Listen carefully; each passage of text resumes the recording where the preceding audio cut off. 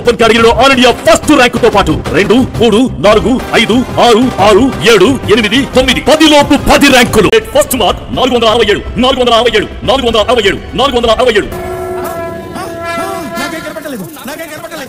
467, 467, 467తో ఏడుగురు. ఈ ర్యాంకులు వచ్చేవాడే పోటీగాడు, ర్యాంకులు రానివాడు పనికిమాలినవాడు అనే భావన మన సొసైటీలో అదేవిధంగా స్కూల్ యాజమాన్యంలో గట్టిగా ఉంది. అదేవిధంగా స్కూళ్ళు కూడా ర్యాంకులు వచ్చేవాడిని బాగా పట్టించుకుంటున్నారు, ర్యాంకులు రాను అని అసలు పట్టించుకోవడం మానేస్తున్నారు. పోనీ ర్యాంకులు వచ్చేవాడికి సబ్జెక్ట్ నాలెడ్జ్ ఏమైనా ఉందంటే వాడికి ఏమీ తెలియదు అసలు. కేవలం ఇది ర్యాంకుల వరకు, మార్కుల వరకు మాత్రం పరిమితం. దీనిని ఒక కార్పొరేట్ విద్య అనుకుంటే పొరపాటే. ఇదంతా ఒక వ్యాపారం. ఇది వ్యాపారం. ఈ వ్యాపారానికి మెయిన్ బీజమే ఈ ర్యాంకులు. ఈ ర్యాంకులు చూపించే వ్యాపారం చేస్తున్నారు. ఈ ర్యాంకులు చూపించే అధిక ఫీజులు వసూలు చేస్తున్నారు. ఈ ర్యాంకులు చూపించే పిల్లలపై ఒత్తిడిలో తెస్తున్నారు. ఈ ర్యాంకులు చూపించే ఈ పిల్లల బలర్మరణానికి కారణమవుతున్నారు. ఈ తప్పంత పిల్లలదంటే పొరపాటే యాజమాన్యాలు, అదేవిధంగా టీచర్స్ మాత్రమే. ఎందుకంటే పిల్లలకి మార్కులు ఎలా వస్తాయో వీళ్ళు చెప్తారు కానీ నాలెడ్జ్ ఏ విధంగా అందించాలో మాత్రం ఎవరు కూడా చెప్పరు. ఉదాహరణకి తీసుకోండి, భూమి సూర్యుని చుట్టూ గుండ్రంగా తిరుగుతుంది. ఇదే ప్రశ్న మన ఎగ్జామ్ పేపర్లో అడిగితే కనుక భూమి డాష్ చుట్టూ తిరుగుతుందని అడిగితే దానికి ఆన్సర్ చేస్తారు. దాని ఆన్సర్ కోసం మరీ మల్టిపుల్ చాయిసెస్ అనేవి ఉంటాయి. ఆన్సర్ తెలిసినోడు రాస్తాడు, తెలియకపోయిన లక్ ఉంటే కూడా ఆ వాడికి ఒక మార్క్ అనేది వస్తుంది. కానీ భూమి సూర్యుని చుట్టూ ఎందుకు తిరుగుతుంది, భూమి సూర్యుని చుట్టూ తిరుగుతున్నా కూడా మనం భూమిపై ఉండే వాళ్ళం పడకుండా అలాగా ఎలా ఉండగలుగుతున్నాము, అలాంటి నాలెడ్జ్ ఏ టీచర్ అయినా ఇస్తున్నాడా? ఇలా ఉంటాయి మన మార్కులు, మన ఎడ్యుకేషన్ సిస్టమ్, మన ఎగ్జామ్లు కూడా. ఇలా ప్రాక్టికల్ గా నాలెడ్జ్ ఇవ్వకుండా కేవలం మార్కుల కోసం థియరిటికల్ నాలెడ్జ్ మాత్రమే ఇస్తున్నాయి ఈ స్కూల్ యాజమాన్యాలు. నేను ఇది ఊరికే చెప్పట్లేదు, విత్ రిపోర్ట్స్ సహా మీకు ఇప్పుడు చూపిస్తాను, చూడండి. ముందుగా వీడియోని ఒక లైక్ చేసి కంటిన్యూ చేయండి, ప్రతి ఒక్కరికి వీడియో షేర్ చేయండి. నా పేరు Balakrishna and welcome to content speaks official.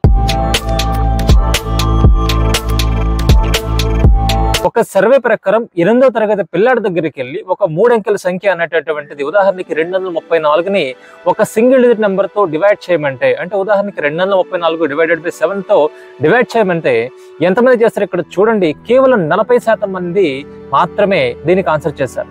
ఇక్కడ చూడండి, 2012లో 60-70% ఉన్నది ఇప్పుడు చూసేటప్పటికి 45% పడిపోయింది. అంటే మన సంవత్సరం పిల్లలకి చదువులకు సంబంధించిన ఫీజులు పెరుగుతున్నాయి కానీ పిల్లల చదువులు మాత్రం సంవత్సరానికి తగ్గుతూనే వస్తున్నాయి.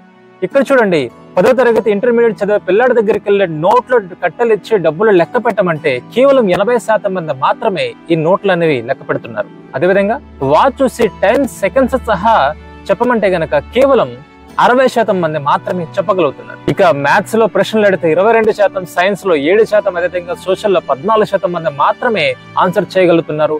ఇలా ఉంటాయి మన చదువులు, మన విద్యా వ్యవస్థలు. పోనీ చదివిన చదువుకి ఉద్యోగానికి సంబంధం ఏమైనా ఉందా అంటే గనక, చదివిన తర్వాత కూడా వాడు ఎక్కడో బయటకు ఒకటికి వెళ్ళి కొన్ని కోర్సులు నేర్చుకుని కొన్ని సంవత్సరాలు అక్కడ తపస్సు చేస్తేనే కానీ ఆ ఉద్యోగం రావదు. అది కూడా చదువుకి సంబంధించిన ఉద్యోగం అయితే డెఫినెట్ గా అయ్యి ఉండదు. సో పేరెంట్స్ మా వాడికి ఎక్కువ మార్కులు వచ్చేసాయని ఆనందపడిపోవడం, అదేవిధంగా తక్కువ మార్కులు వచ్చేసాయని బాధపడిపోవాల్సిన అవసరం అనేది లేదు. వాడికి ఎంత నాలెడ్జ్ ప్రాక్టికల్ నేర్చుకున్నాడు అనేది ప్రతి ఒక్కరూ ఆలోచించాల్సిన విషయం. స్కూల్స్ లో ప్రాక్టికల్ నాలెడ్జ్ ఇవ్వట్లేదు అనుకుంటే గనక చిన్నప్పటి నుంచి మీ పిల్లలకి క్వశ్చనింగ్ చేయడం అనేది అలవాటు నేర్పించండి. టీచర్ చెప్పే ప్రతి పాఠంలో ఎందుకు, ఏమిటి, ఎలా అనే ప్రశ్నలు వేయడం అనేది నేర్పించండి. అప్పుడు టీచర్లు ప్రాక్టికల్ నాలెడ్జ్ ఎందుకు ఎవరు అప్పుడు చెప్పండి. ఒకవేళ మీ పిల్లలు అడిగిన ప్రశ్నలు కూడా వాళ్ళ సమాధానాలు దాటవేస్తే మీరు వెళ్ళి వాళ్ళని క్వశ్చన్ చేయండి, ఎందుకంటే డబ్బులు ఇస్తున్నారు కదా. ఇక సొసైటీ గురించి, అదేవిధంగా చుట్టాల గురించి అది చెప్పాల్సిన పని లేదు. మీ పిల్లాడిని పట్టుకొని ఎన్ని మార్కులు వచ్చాయని అడుగుతాడు. వాడు 400, 420 అని చెప్పిన తర్వాత ఓ సంతేనా, పక్కోడికి అదేవిధంగా మా పిల్లాడికి 550, 599 మార్కులు వచ్చాయని చెప్పేసి ఈత కొడతా ఉంటాడు. ఇలా కంపారిజన్ ఆ పిల్లాడి ముందే స్టార్ట్ చేస్తారు. అదేవిధంగా మా వాడికి ఫస్ట్ వచ్చింది నీకు అసలు రాలేదని చెప్పి ఈ విధంగా కంపారిజన్ స్టార్ట్ చేస్తాడు. అప్పటి నుంచే ఆ పిల్లల్లో ఒక రకమైన నిరుత్సాహం అనేది మొదలైపోతుంది. ఈ చుట్టాలు చాలదన్నట్టు ఇంటికి వచ్చిన తర్వాత వాళ్ళ అమ్మ, నాన్న, అన్న, చెల్లి, అత్త అందరూ కూడా ఒకేసారి ఆ పిల్లాడి మీద పడిపోతారు. అతని మీద పడిపోవడం పక్కన పెట్టండి, ఎదుటి వాడితో కంపేర్ చేసుకున్న మరీ గుచ్చి వాళ్ళని చిత్రహింస పెడుతుంటారు. ఆ పిల్లాడు అక్కడే డిమోటివేట్ అవ్వడం అనేది స్టార్ట్ చేస్తాడు. ఇది ఏ 10th, ఇంటర్ లేదా డిగ్రీ పిల్లాడికి జరగట్లేదు. చిన్నప్పటి నుంచి ఎల్కేజీ నుంచి ఈ కంపారిజన్ ఒకరితో ఒకరు పోల్చుకోవడం అనేది ఈ విద్యా వ్యవస్థలో, అదేవిధంగా మన ఇంట్లో కూడా జరుగుతూనే ఉంటుంది. వాళ్ళ వయసు ఎంతండి, చిన్న పిల్లలు. చిన్నప్పటి నుంచి మీరు అలా మాట్లాడడం వల్ల ఆ పసి మనసు ఎంత గాయపడుతుంది. మీరు పెద్దోళ్ళు అనుకోవచ్చు, ఎదుటితో కంపేర్ చేసుకుంటే చిన్నప్పటి నుంచి అలా కంపేర్ చేస్తే ఒక రకమైన కసి వచ్చి ఎదుటి వాళ్ళకన్నా బెటర్గా మంచి మార్కులు తెచ్చుకోవాలన్న ఉత్సాహం వస్తుందని మీరు అనుకోవచ్చు. కసి పక్కన పెట్టండి, వాళ్ళ మీద వాళ్ళకి నమ్మకం పోయే అవకాశమే ఆ చిన్న వయసులో ఎక్కువ ఉంటుంది. తన మీద తనకు నమ్మకం పోయిందనుకోండి, లైఫ్ లో ఏమీ సాధించలేడు. ఒకవేళ తక్కువ మార్కులు వచ్చాయనుకోండి, దగ్గర తీసుకోండి, అడగండి ఎందుకు తక్కువ మార్కులు వచ్చాయి, ఎక్కడ ప్రాబ్లం అంది, అసలు నీకు డౌట్ ఉంటే నేను క్లియర్ చేస్తాను, ఏమైనా డౌట్స్ ఉంటే నన్ను అడుగు అని ఒక భరోసాని ఇవ్వండి, ఒక ఉత్సాహాన్ని నింపండి. అప్పుడు చూడండి మీ పిల్లలు చేసే ఆ వండర్స్ అనేది. అంతేగాని ఆ తిట్లు తిడుతూ భయపెడుతూ ఉంటే ఆ బుర్ర మొత్తం భయంతో నిండిపోతుంది, కానీ ఇంకా చదువు బుర్రలో ఎక్కడుంటుందండి. పేరెంట్స్ దగ్గర పిల్లలు మాట్లాడే స్వేచ్ఛ నమ్మకం లేకపోతే ఎవరి దగ్గర చెప్పుకుంటారు, ఆ నమ్మకం ఎలా వస్తుందండి? పిల్లలకు నమ్మకం కలిగించే వాళ్ళ తల్లిదండ్రులే కదా. రేపొద్దున మార్కులు రాకపోతే మా అమ్మ తిడతాది, మా నాన్న కొడతాడని చెప్పి వాళ్ళ మైండ్ లో ఉండిపోతే ఇంకా వాళ్ళు ఈ విధంగా పాఠాలు వింటారు, ఏం చదువుతారు? ఇక సొసైటీ చుట్టాల గురించి అంటారా, వాళ్ళు మారరు, మనం మార్చలేము కూడా అనుకున్న ఎలాగని అనుకుంటారు. వాళ్ళని పట్టుకుంటూ సొసైటీ ముందు మీ పిల్లల్ని టార్చర్ పెడుతూ చేయడం మీకైనా కరెక్ట్ అనిపిస్తుందో చెప్పండి?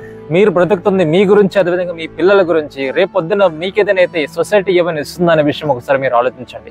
ఇలా ఒక పక్క నుంచి స్కూల్స్, మరో పక్క నుంచి కాలేజెస్, ఇంకో పక్క నుంచి చుట్టాలు, తల్లిదండ్రులు, వీళ్ళందరూ కలిసి ఈ పిల్లల మీద పడిపోతారండి. వాళ్ళ వయసు అంతా వాళ్ళకి అంతగా తట్టుకునే శక్తి ఉంటుందా అసలు? అందుకు ఇష్టంగా ఆనందంగా చదువుకోవాల్సిన చదువు వాళ్ళకి ఎంతో భారంగా మారుతూ ఉంటుంది. ఒక సైకాలజీ ప్రకారం 12 సంవత్సరాలు ఉన్న ఒక పిల్లాడు 22 నిమిషాలు కంటిన్యూస్ గా వినగలిగే సామర్థ్యత ఉంటుంది. ఆ తర్వాత 5 నుంచి 10 నిమిషాలు బ్రేక్ తీసుకోవడం అనేది చాలా ఇంపార్టెంట్ అనమాట. కానీ మన పిల్లలు తెల్లారి మొదలు పెడితే సాయంత్రం వరకు ఆ స్కూల్లో కూర్చొని మళ్ళీ ఆ తర్వాత ఇంటికి వచ్చి అక్కడ హోంవర్క్ చేయడం, ఆ తర్వాత మళ్ళీ ట్యూషన్కి వెళ్ళడం, ఇలా రోజంతా గడిపేస్తారు.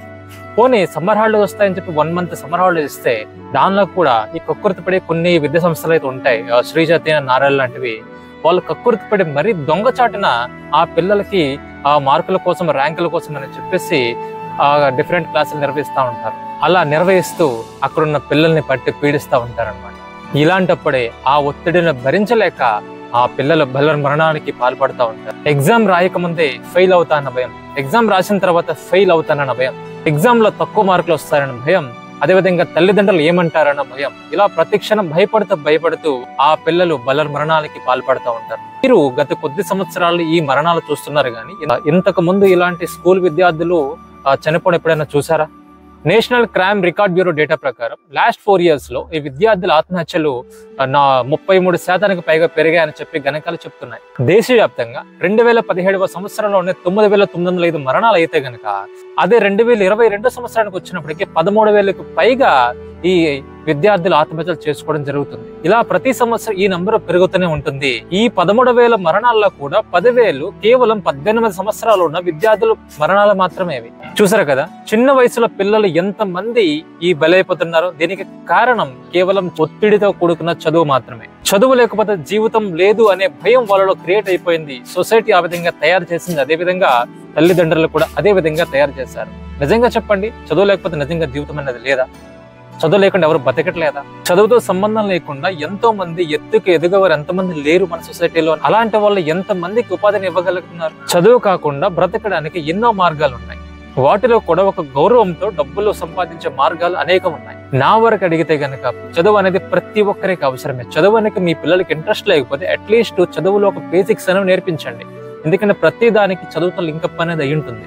చదువు ఉంటే ఏ విషయాన్నైనా మనం అర్థం చేసుకునే క్యాపబిలిటీ. ముఖ్యంగా ఏంటంటే ఇప్పుడు ఇంటర్నెట్ రోజుల్లో ప్రతి ఇన్ఫర్మేషన్ ని మనం ఇంటర్నెట్ లో సెర్చ్ చేయగలుగుతున్నాం. దానికి కారణం చదువు ఉంటే గనక ఈజీగా అర్థం చేసుకునే క్యాపబిలిటీ మనకు ఉంటుంది.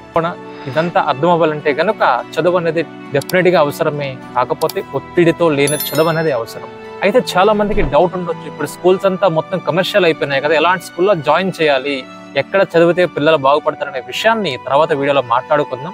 ఈ వీడియోని ప్రతి ఒక్కరు ముందే ఒక లైక్, షేర్ చేసి అదేవిధంగా మీరేమనుకుంటున్నారు కింద కామెంట్లో మెన్షన్ చేయండి. ఈ వీడియోకి వచ్చే రెస్పాన్స్ బట్టి ఈ ఎడ్యుకేషన్ రిలేటెడ్ గా మరికొన్ని వీడియోస్ నా మైండ్ లో ఉన్నాయి చేయగలుగుతాను. ఇంతే video. Signing off content speaks official.